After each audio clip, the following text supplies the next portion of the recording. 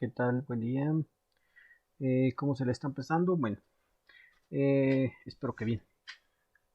Antes de tener este pequeño receso forzado, habíamos platicado acerca de la estética y del objeto estético de Pedro Aullón del Aro. Habíamos platicado así de forma rápida. Este, Les voy a dar un repaso de lo que habíamos platicado, que era acerca de la armonía, de la estética, de Benedetto Croce, sobre el objeto estético, sobre la experiencia, la estética y como un invento idealista. Y bueno, hablábamos acerca de la semiología que influía mucho dentro de la pintura, de la interpretación de los símbolos que en algunas pinturas existen. Entonces, decíamos que esa armonía era para nivelar la crítica del arte y la crítica literaria, que había ahí una pequeña confusión entre Jacobson y lo que se pensaba, ¿no? Acerca sobre el arte y que pues también entra más adelante lo que va a hacer con Kant. Pero bueno, eso lo habíamos platicado.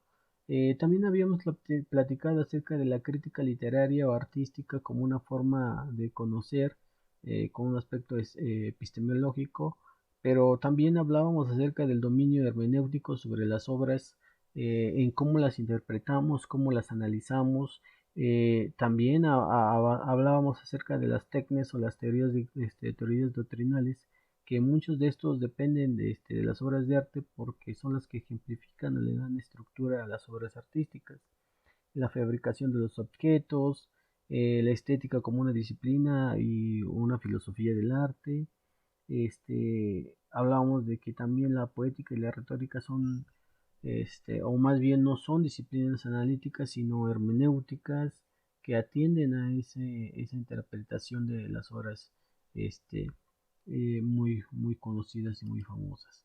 Hablábamos también acerca del pensamiento estético, al ser referente de la belleza, de lo que hablábamos con respecto a Kant, que hace rato les comentábamos.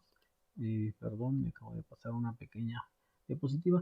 Pero bueno, regresando a esta idea, es que la belleza como un abandono de la belleza natural y de la belleza artística o artificial se va dando bajo las categorías estéticas como pueden ser la catarsis, la fealdad, entre otras que las vamos a ver un poquito más adelante con más detenimiento, pero aquí establecidas en la antigüedad genera una mutación en el Renacimiento. En el Renacimiento recuerden que es todo lo que fluye, todo lo que se absorbe en el arte, muy buen visto, ¿no? Bueno, entonces hablamos de que el espíritu como una autoconciencia del hombre es la que va a generar ese equilibrio emocional que va a tener el hombre con el arte.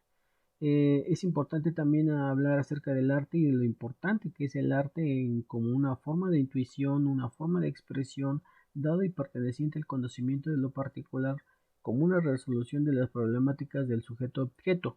¿Por qué es una intuición y una expresión? Bueno, cuando nosotros comenzamos a trabajar nuestras pinturas, intuíamos cómo se podría hacer, ¿no? Sin embargo, la expresión, dada la situación, del no conocimiento de ciertas características estéticas, pues nos daban a entender que el conocimiento era un particular o un pensamiento particular sobre la resolución de los problemas.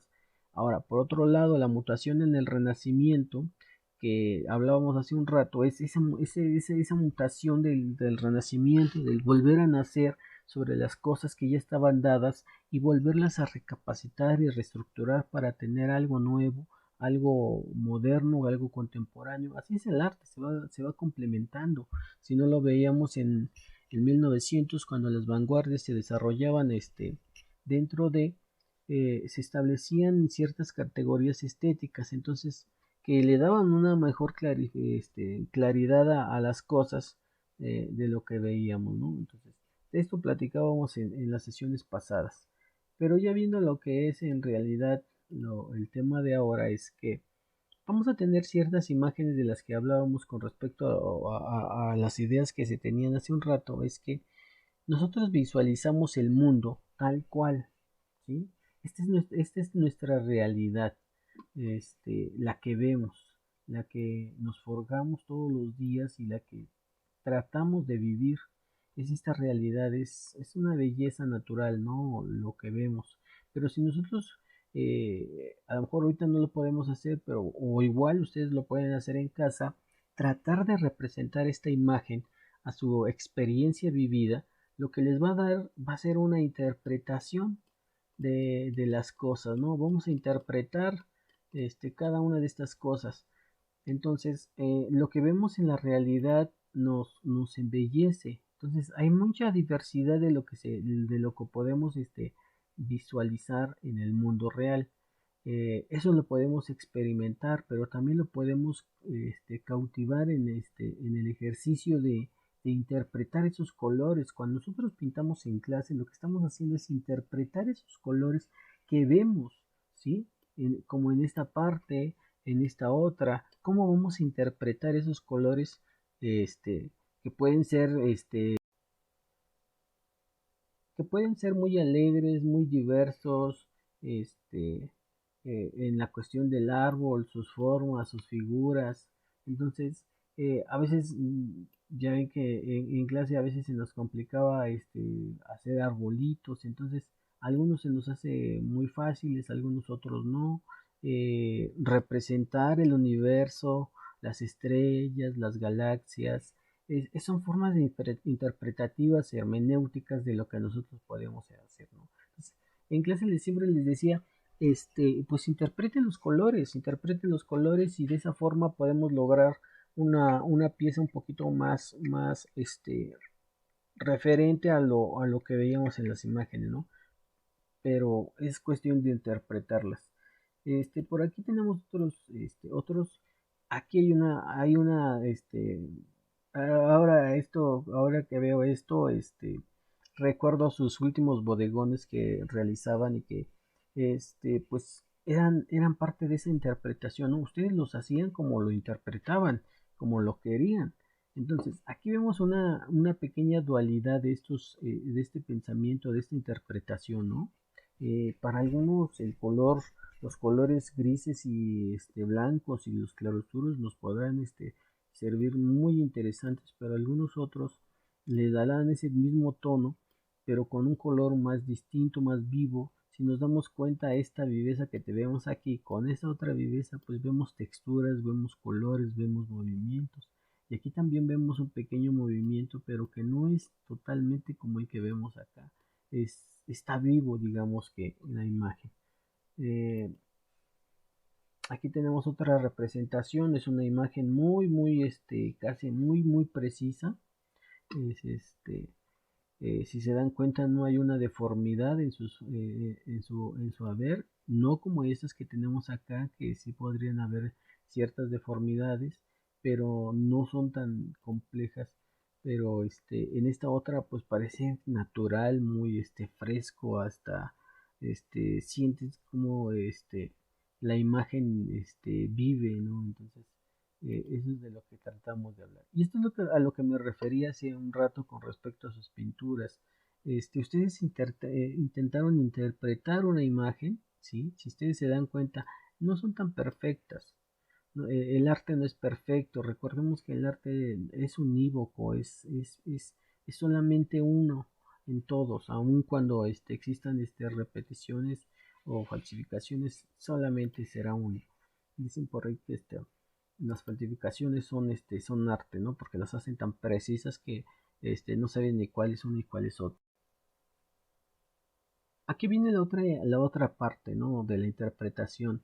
Vean cómo las rosas están iluminadas y que esa luminosidad que tienen, esa deformidad que tienen, porque no es una luminosidad, sino es una deformidad del objeto, de la rosa, que la hace tan bella, o a mi parecer, para mí, eso es una rosa muy bella, con esos colores, esa mezcla de colores. Les decía en clase, mezclen sus colores, interpretenlos, traten de sacar el tono que está dentro de su imagen para poderla interpretar. Eso es una interpretación plástica, entonces nos ayudará a entenderlo. Ahora, lo que vemos aquí, pues prácticamente, si se van, aquí no o más bien el contexto que vemos aquí es algo así como que muy diverso, no muy deforme. Las uvas tal vez son las únicas que tienen esa formalidad, esa homogeneidad, pero bueno, siguiendo este punto, nos vamos a dar cuenta que el objeto estético de lo que nosotros estamos hablando con las pinturas no son el centro, digamos, ¿cómo se llama? De lo que el sujeto quiere que nosotros veamos. Lo que quiere ver el sujeto es que nosotros veamos el espíritu. Si nosotros vemos el espíritu de estas cosas, de estos objetos que tenemos aquí, pues este espíritu que tienes aquí es un espíritu muy bonito porque a pesar de que no está completamente formada de rosa, te da esa sensación, es una sensación viva. Entonces, cuando nosotros hablamos del sujeto con respecto al espíritu, es que no es el todo tampoco, o sea, no hay una obra artística no quiere decir que tenga toda la totalidad del espíritu de quien la creó, sino más bien aquí debemos de entender que hay ciertos hábitos que nosotros debemos de emplear y experimentar. En ese aspecto, en filosofía veíamos la Piscis, que la Piscis no es otra cosa sino la naturaleza, y la tecne, decíamos, la tecne es la forma en la que nosotros podemos trabajar en la naturaleza para convertirla en arte. Y esas categorías artísticas tendrán que ser la catarsis, la fealdad, lo bueno, lo feo, lo armónico, y que habrá de tener una cultura vigente. Eso es lo que hace vigente al arte, ¿no? Si nosotros nos vamos a la pintura, pues esto a lo mejor en los momentos del surrealismo, al momento del, al momento del surrealismo, podríamos verlo, ¿no? Así como algo que no tiene sentido, o las obras artísticas contemporáneas que las vemos y parecen que no tienen sentido alguno sobre las cosas que miramos. Eh, pero eso sí tiene que ver con la teoría. ¿Por qué?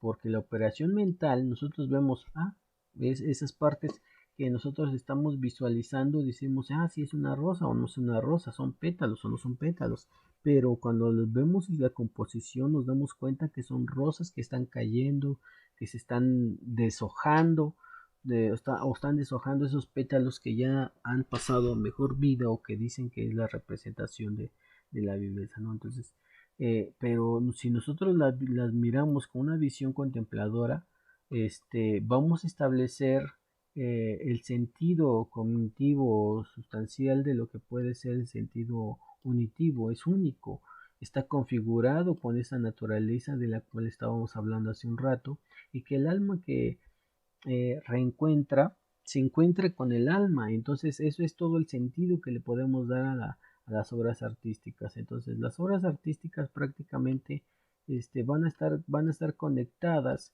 con la vida eh, que da y que recibe. O sea, nosotros, cuando nosotros estamos pintando, pues vamos a entregar todo lo de nosotros para formar una composición, un alma dentro de esa obra. Le vamos a dar vida, pero no porque le demos vida a la obra artística, vamos a recibir más. Es un sentido original, ¿no? Es un sentido humano. Por eso las decisiones individuales y experiencias de la intimidad recaen en las categorías estéticas, porque simplemente los humanos pensamos, razonamos, pero también sentimos, lloramos y nos conmocionamos con respecto al arte. Entonces, ya por último vamos a darnos cuenta que todo lo estético es una reconstrucción universal de la forma vida que le está dando la estética o la ontología dinámica, que es lo que decíamos, ¿no? O sea, nosotros construimos eh, bocetos, pinturas, esculturas, música, ¿sí? La construimos, pero es una universalidad, es algo que no tiene un sentido retractivo, sino que simplemente se da porque se da, porque la naturaleza lo permite, porque la artificialidad también lo permite, y todas las formas se mantienen unidas en un diálogo de continuidad y descontinuidad, porque el arte puede ser continuo como puede ser incontinuo, no tener continuidad. Pero cuando decimos que no tiene una continuidad es porque prácticamente pues no es que no sea válido, sino que simplemente a veces hay obras artísticas que se quedan ahí y no tienen una gran difusión. Entonces lo vemos cuando encuentran algunas pinturas de algunos artistas un poquito más reconocidos y que dicen, no, es que fue el boceto de tal fulano, fue la primera pieza lo hizo en una servilleta y ahora tiene un valor, ¿no? Entonces, eso es. Entonces, la naturaleza como una forma de verla es la Piscis, que es esa forma que nos da, que nos motiva, es el cosmos, es el cielo, son los astros, son los planetas, son los seres vivos que le dan vida y sentido a lo que nosotros queremos plantear en colores, en música, en danza, en baile, en literatura, en todos los sentidos de las obras artísticas. Entonces, nuestro lenguaje, ya para ir concluyendo, es que el mundo artificial tiene un lenguaje que narra es como si narráramos un cuento, una pieza poética y otra, una representación dramática. A diferencia de todas estas obras de artísticas, pues prácticamente el arte tiene diferentes formas de pensar, de sentir y de direccionar lo que representan esa realidad alterna que tienen los artistas.